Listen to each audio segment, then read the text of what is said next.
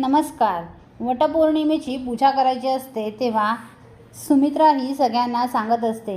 जानकी, अवंतिका, ऐश्वर्या सगळे त्या तिघींनाही ती सांगत असते की उद्या सकाळी उठून तुम्ही लवकर वडाची पूजा करून या. पूजा होईपर्यंत काहीही खायचं नाही, उद्या उपवास धरायचा असतो. तेव्हा ऐश्वर्या म्हणते, नाही मी असलं काहीही करणार नाही आहे. मुळात मला असं काही करायची सवय नाही आहे, उपवास वगैरे धरायची. मी काही उपवास वगैरे धरणार नाही आणि मुळात मी पूजासुद्धा करणार नाही. ते ऐकून सुमित्राला राग येतो. सुमित्रा ऐश्वर्यावर हात उचलते. तेव्हा ऐश्वर्या म्हणते, एक मिनिट माझ्यावर हात उचलायची हिंमतसुद्धा करायची नाही आणि मी सांगितलं ना हे करणार नाही म्हणजे नाही. सुमित्रा म्हणते, तुला करावंच लागेल. अगं तू माझ्या मुलाशी लग्न केलं आहेस. वटपौर्णिमेचा सण म्हणजे हा लग्न झालेल्या बायकांसाठी खास असतो. आपल्या नवऱ्याच्या दीर्घायुष्यासाठी ही पूजा करायची असते आणि तू ती माझ्या सारंगसाठी करणार नाहीच म्हणतेस. म्हणजे तुझं माझ्या सारंगवर प्रेमच नाही आहे. बघितलंस का सारंग, तुझं जेवढं तुझ्या बायकोवर प्रेम आहे तेवढं तिचं अजिबात नाही आहे. ती ही पूजा करणार नाही म्हणते. तुझ्यासाठी अजूनपर्यंत तिने कोणती गोष्ट केली आहे रे, काय केलं आहे सांग. आणि ती जसं सांगेल तसंच वागतोस. आमच्याशी सुद्धा तू भांडायला कमी करत नाहीस आणि तुझी बायको साधी तुझ्यासाठी पूजा करू शकत नाही. तेव्हा ऐश्वर्या जोरात ओरडते, एकदा सांगितलेलं कळत नाही तुम्हाला, मी असलं काहीही करणार नाही. तेव्हा आता सारंगला राग येतो. सारंग ऐश्वर्यावर हात उचलतो, धावून जातो आणि म्हणतो, ऐश्वर्या तुमची हिंमत कशी झाली माझ्या आईवर आवाज चढवून बोलण्याची.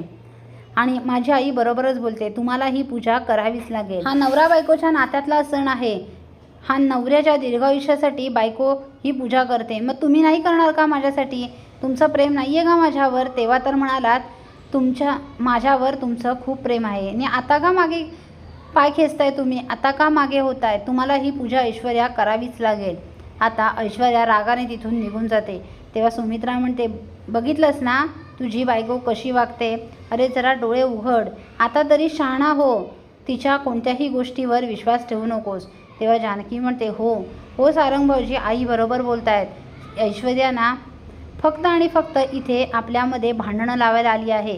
तिचं काही तुमच्यावर अजिबात प्रेम नाही आहे. प्रेम असतं तर तिने कधीही असं बोलली नसती. ती आनंदाने वटपौर्णिमेची पूजा करायला तयार झाली असती. तिचं तुमच्यावर अजिबात प्रेम नाही आहे. ती नुसता तुमचा वापर करते. सारंग भाऊजी जागे व्हा, आत्ताच जागे व्हा, अजून वेळ निघून गेलेली नाही आहे. तुम्ही तिच्या कोणत्याही गोष्टीमध्ये तिची साथ देऊ नका. तेव्हा सारंग तिथून निघून जातो आणि बाहेर येतो आणि नुसताच तो विचार करत असतो की ऐश्वर्या असं कसं वागू शकतात.